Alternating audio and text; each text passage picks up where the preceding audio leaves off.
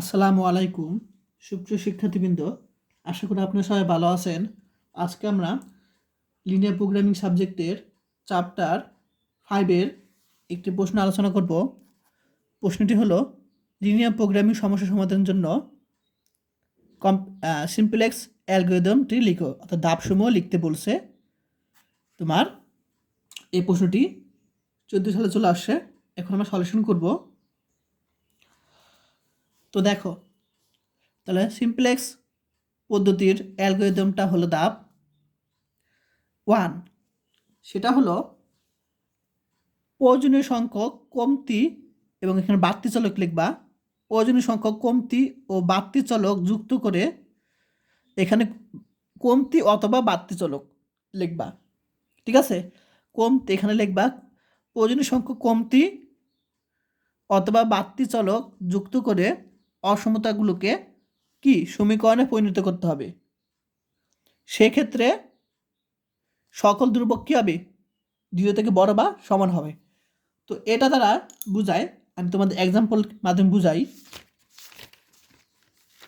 Suppose মনে করো এখানে একটা কি সমস্যা দেওয়া আছে। এই সমস্যাটা আমাদের যে শর্তগুলো আছে এগুলিকে আমাদের কি করতে হবে, ইকুয়াল আকার আনতে হবে, আদর্শ আকার আনতে হবে। সেই আদর্শ আকার আনার জন্য আমরা কি করব, আমরা জানি এই দিক যদি থাকে লেস দেন, তখন কী হবে, আমরা কমতি চলক যোগ করতে হবে। ঠিক আছে, অর্থাৎ S1 এইগুলো কি যোগ করতে হবে, কমতি চলক যোগ করতে হবে। আবার তোমাদের কোশ্চেনে যদি মনে করে আসে এরকম, তখন কি বাড়তি চলক বিয়োগ করতে হবে। বাড়তি চলক কি বিয়োগ করতে হবে। এখন কমতি চলক বাড়তি চলক সম্পর্কে আমি চ্যাপ্টার 2 আলোচনা করছি, অবশ্যই দেখে নিবে আগের ক্লাসগুলো। তাহলে প্রথম ধাপ কি, কমতি চলক এবং বাড়তি চলকগুলো কি যুক্ত করে অসমতাগুলোকে সমীকরণে পরিণত করতে হবে। আর আমরা যে কমতি চলক বা বাড়তি চলক নিয়েছি S1 S2, সেগুলি কি অবশ্যই 0 থেকে বড়, এবং যে চলকগুলো আছে X1 X2 X3 এগুলো কি সবগুলোই কী হবে, 0 থেকে বড় হবে। অর্থাৎ BI দ্বারা বোঝায় যে সকল ধ্রুবক X1 X2 ডট ডট ইত্যাদি যা আছে সবগুলি 0 থেকে বড় হবে। আচ্ছা, এখন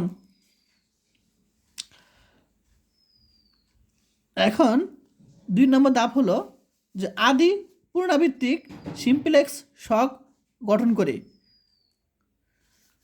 সকল কলামের জন্য আমরা কি বের করব, জে মাইনাস সিজে নির্ণয় করতে হবে।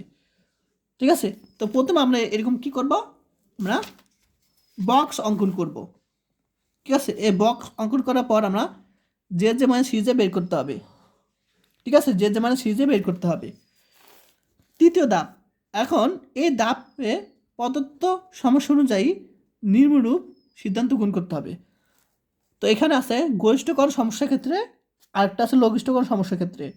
এখন তুমি যদি দুইটা একসাথে পড়ো তখন কি এলোমেলো হয়ে যাবে, দুইটা কি ঝামেলা হয়ে যাবে।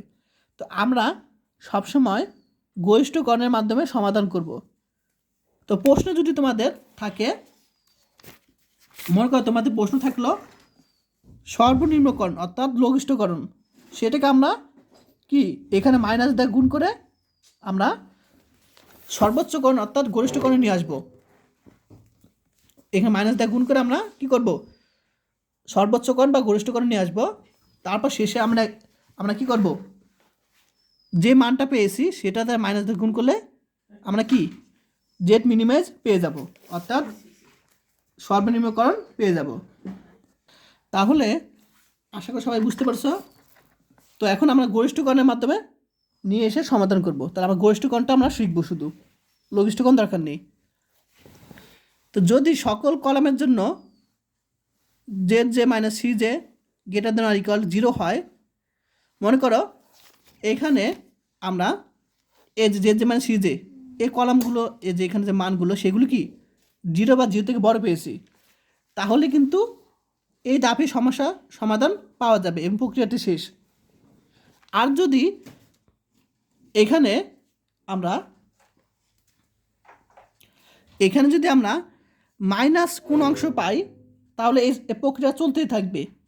অর্থাৎ এখানে যে মান সিজের মানগুলো যখন পজিটিভ চলে আসবে, হ্যাঁ, তখনই কিন্তু আমাদের কাজ শেষ। আর এটা হয়ে যাবে তোমার কি অ্যান্সার, জেড ম্যাক্সিমাম বা জেড মিনিমাম যেটা যাবে সেটা। ঠিক আছে। আচ্ছা, এখন তার বুঝতে পারছেন 2 নম্বর হলো যদি কোন একটি কলামের মান একটি কলামের জন্য, অর্থাৎ এই যে বললাম যে যদি ঋণাত্মক মান চলে আসে এখানে, ঋণাত্মক অর্থাৎ যে মান সি যে মান 0 থেকে কম, তখন ওই কলামের সকল উপাদান যদি ঋণাত্মক বা শূন্য হয় তবে কী হবে, সমস্যাটি সীমায়িত সমাধান থাকবে। এখন আমি দেখো এটা দেখো, মনে করো এখানে কি আছে, মাইনাস আসে। ঠিক আছে, মাইনাস আসলে এই কলামটা দেখো পুরোটাই কি ঋণাত্মক।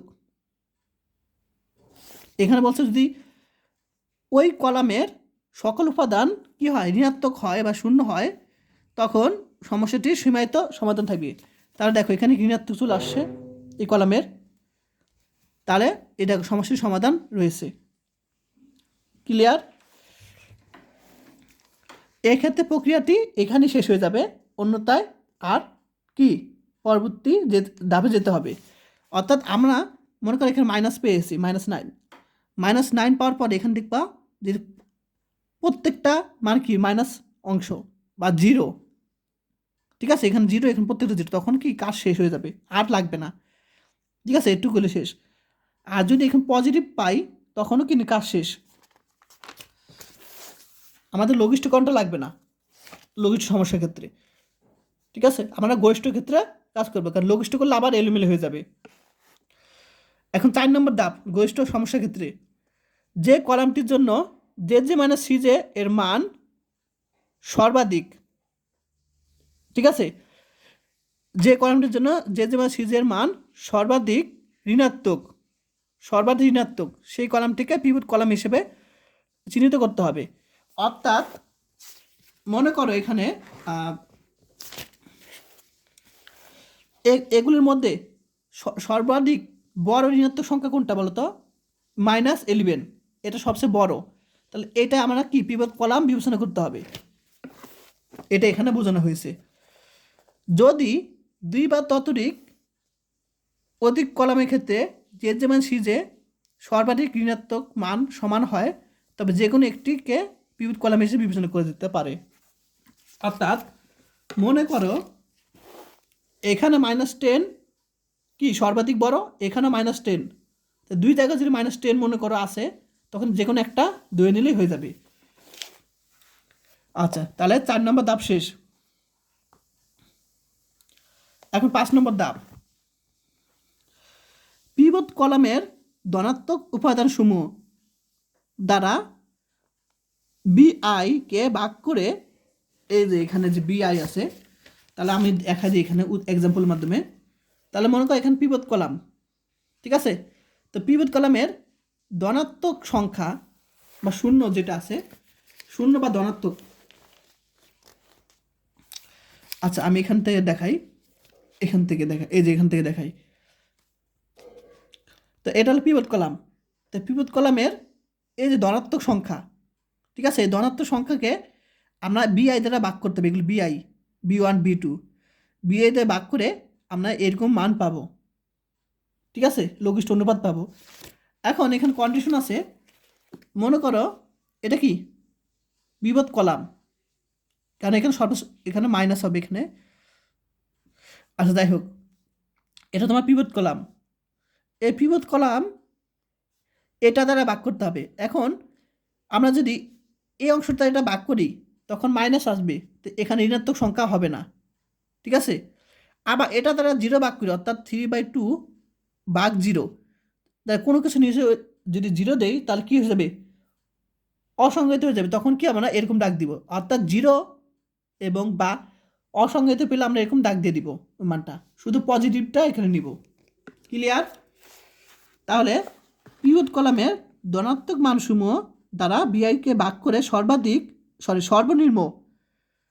সর্বনিম্ন ভাগফলযুক্ত সারিটিকে পিভট সারি হিসেবে বিবেচনা করতে হবে। তাহলে আমরা এখানে আমি তোমাদের দেখাই, এটার মাধ্যমে দেখাই, এই অঙ্কটার মাধ্যমে বুঝাই। তো দেখো এখানে 6, এখানে কত আছে 2 পেয়েছি, ঠিক আছে। অর্থাৎ এই পিভট কলামের উপাদানকে এইগুলোর দ্বারা ভাগ করে আমরা কি পেয়েছি, আমরা এখানে এটা ঋণাত্মক পেয়েছি, তাই এখানে আমরা ডাক দিয়েছি। 6 দ্বারা 1 ভাগ করলে 6, 2 দ্বারা 1 ভাগ করলে কী হবে 2 হবে। এখন এগুলোর মধ্যে সর্বনিম্ন বলছে, সর্বনিম্ন 2, তাহলে এই 2 হলো তোমার পিভট সারি, এটা এখানে বলছে।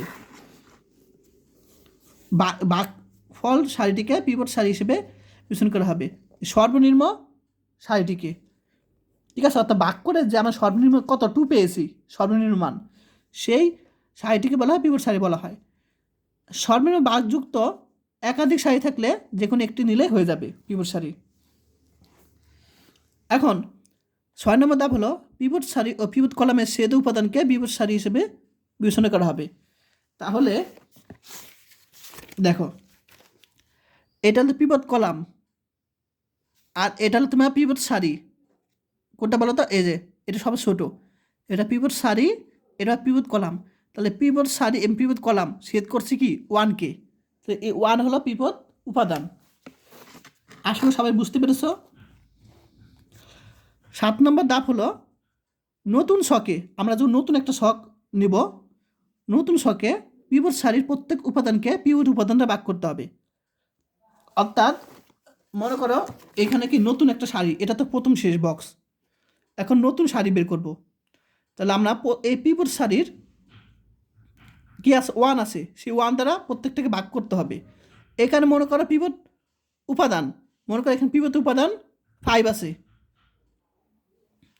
তাহলে এই 5 দ্বারা প্রত্যেকটাকে ভাগ করে এই নতুন সারি পাবো, ঠিক আছে।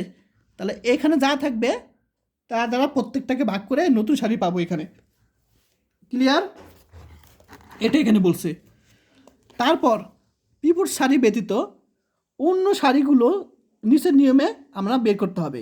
এই যেটা আমি সামনে যখন অঙ্ক করাবো তখন তোমাদের বুঝাবো এটার কাজ, এটা সবাই লিখে রাখো।